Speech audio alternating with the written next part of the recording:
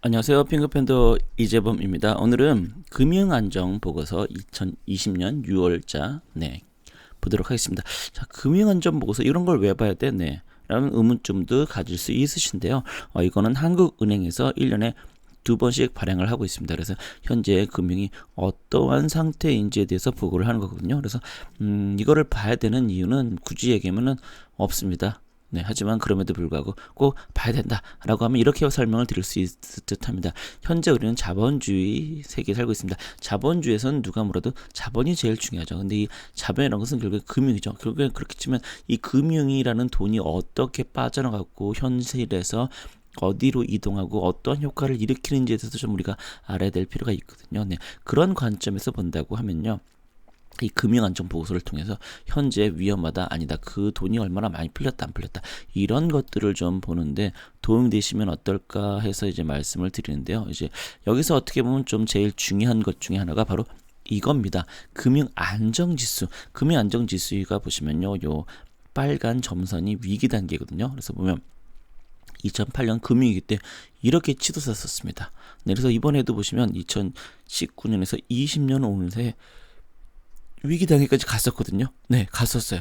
그래서 사실 주식시장도 폭락을 했었고 이랬었죠.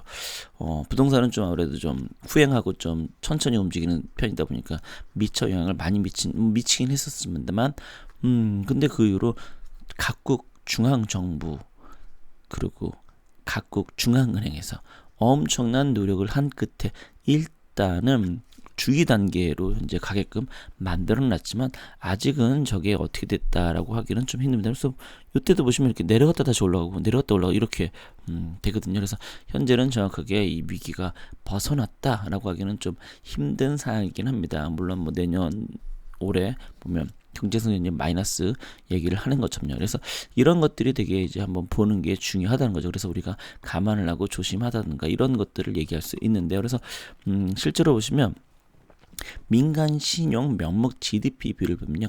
민간 신용은 보시면 계속 증가를 하고 있습니다. 그래서 민간 신용 증가율도 보시면 꾸준히 증가하고 있고요. 근데 이제 명목 GDP 성장률은 엄청나게 낮아지고 있습니다. 그러니까 결국에는 명목 GDP 성장률이 낮아지고 있다는 것은 돈은 많이 벌고 있잖아요. 민간 신용이 증가하고 있다. 그럼 결국 그만큼 돈을 많이 빌리고 있다. 어디선가라고 볼 수 있습니다. 그래서 가계 신용을 봐도요. 계속 이어진 이거는 사실은 뭐 계속해서 규모가 늘어나는 건 너무 일단은 당연한데요. 그게 증가율을 볼 때 현재 많이 사실은 몇 년 동안 줄었거든요. 근데 현재 다시 늘어나고 있습니다. 이게 어떻게 보면은 좀 위험하다.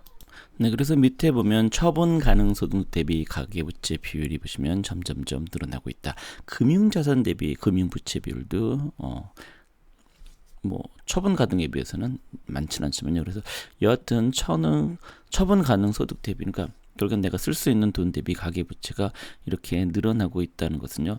갈수록 보시는 것처럼 160% 이 정도가 상당히 많이 특히 보시면 2015년에서 17년에 많이 늘었었는데 그거로 좀 만만한 것 같더니 그것도 또 한 3년 놓고 보면은 꽤 많이 증가를 하고 있는 거로 현재 보이고 있습니다. 그래서 미국 기업 신용 같은 경우는 현재 기업 대출, 회사채 발행이 많아지고 있다. 그러니까 결국엔 회사채 발행을 많이 한다는 건 그만큼 이제 돈이 필요하다는 뜻이니까요. 그리고 부채 비율 같은 경우도 많아졌다가 현재는 그래도 좀 많이 그래서 기업 같은 경우는 오히려 좀 안전하지 않나라는 생각을 합니다. 그래서 국고채, 미국 국채 금리를 보면요. 국고채는 현재 점점점 하락. 그러니까 솔직히 뭐 이거는 뭐 자세히 볼 필요도 없이 대부분의 이제 채권이 금리가 이제 떨어지고 있다. 이렇게 보면 될 것 같습니다. 그런데 회사채 신용 스프레드 및 신용 등급 간 스프레드 같은 경우 보시면 회사채에 의해서 회사채 AA 그리고 회사채에 의해서 국고채 그래서 회사채에서 또 국고채 이렇게 본다라고 하면은 현재 물론 이제 3년물 여기서 국고채를 이제 기준으로 하고 있다라고 하면 최근에는 스프레드가 이렇게 쫙 올라가고 있다라고 합니다. 이 스프레드가 보시는 것처럼 이게 나와 있는 것처럼 이렇게 등락을 보이고 있다. 그래서 그러니까 사실은 뭐 보시면 이렇게 엄청나게 올라갔었죠. 2008년 결국은 이렇게 올라간다는 건 안 좋다는 뜻이죠. 안정적일 때 이게 밑으로 내려갔는데 최근에 보면 이 스프레드가 확 올라가 버렸거든요. 그만큼 현재 안 좋다라는 걸로 보시면 될 것 같습니다. 그다음에 주가 같은 경우는 떨어졌다가 현재 그러니까 여기 6월 기준 6월에 썼으니까 뭐 5월 뭐 4월 이때다 보니까 약간 반영을 아직 못한 그런 측면이 없잖아.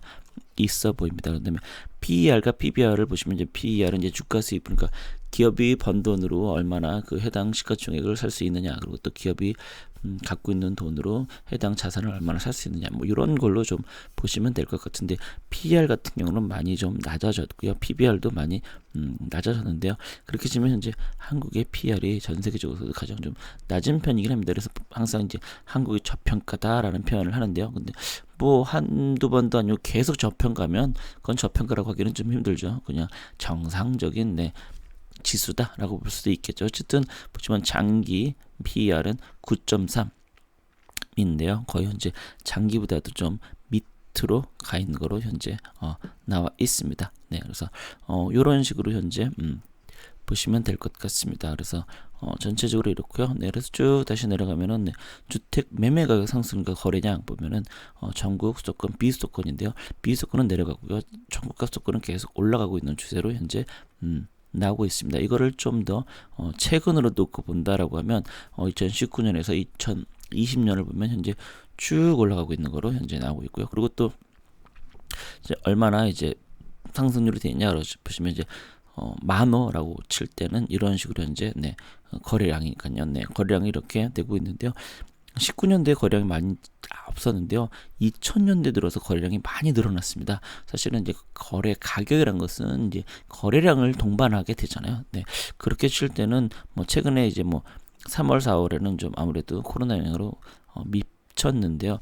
지금 이제 5월, 6월, 이제 7월, 8월에 과연 어떻게 될는지 거래량이 현재 분위기로는 거래량이 늘어날 가능성이 좀 많아 보이기는 하죠. 그래서 1번 같은 경우는 자산 총자산 순이율 고정이하 여신 비율 순이자 마진 보면은 순이자 마진은 점점점 그러니까 결국에는 이제 이자로 이제 어떤 마진을 많이 못 보고 있다. 그러다 보니까 고정이하 여신 비율도 점점점 늘어나고 있다. 그러니까 결국에는 은행이 제대로 어쨌든 매대 마진으로 먹고 살기가 좀 힘든 상황으로 가고 있는 게 아닌가. 1번 같은 경우는 그렇게 볼 수 있을 듯합니다. 그래서 또 비은행 금융간 고정이하 여신 비율 비은행 금융기관과 총자산 수익률을 보시면 보험, 상호금융, 증권, 여신전문, 저축은행 이렇게 나와 있는데요.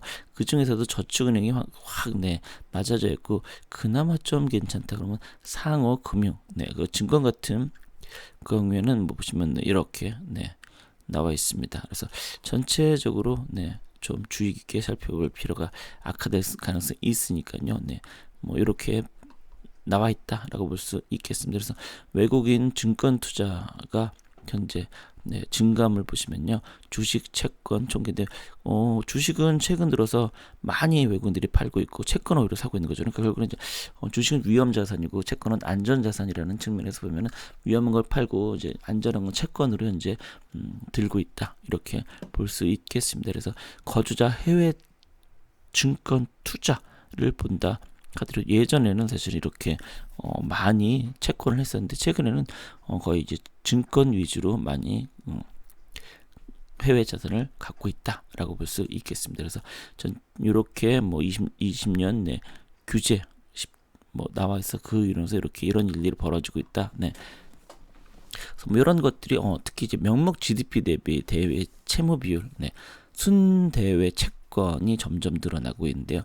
명목 대비 대외 채무가 많이 줄었는데 현재 최근에 점점점 늘어나고 있다. 그러니까 그만큼 뭔가 상황이 안 좋은 쪽으로 가고 있다. 이렇게 보시면 될 듯합니다. 그래서 뭐 이런 것들 뭐 쭉쭉쭉 넘어가면 그러면 전체적으로 뭐 이거를 다 이게 50페이지나 되는 거기 때문에 이렇게 간략하게 핵심만 좀 보면 될 것 같습니다. 어쨌든 우리가 가장 이제 중요하게 봐야 될 건 금융 안전 지수 같은 경우가 현재 22 위기 단계에서 좀 다행히 넘어갔다가 이제 주의 단계 임대차 상대폭 상회하는 어쨌든 18 정도 되겠다라고 보시면 되겠습니다. 실제적으로 보시는 것처럼 13년부터 거의 19년까지 주의 단계 이상을 가지는 않았거든요. 그래서 생각보다 이렇게 위험한 단계는 아니다라고 했었는데 현재는 이렇게 위기 단계까지 거의 근사치로 가고 있기 때문에 혹시 뭐 투자나 자산 관리를 하는 측면에서는 좀 이런 걸 염두에 두면서 한번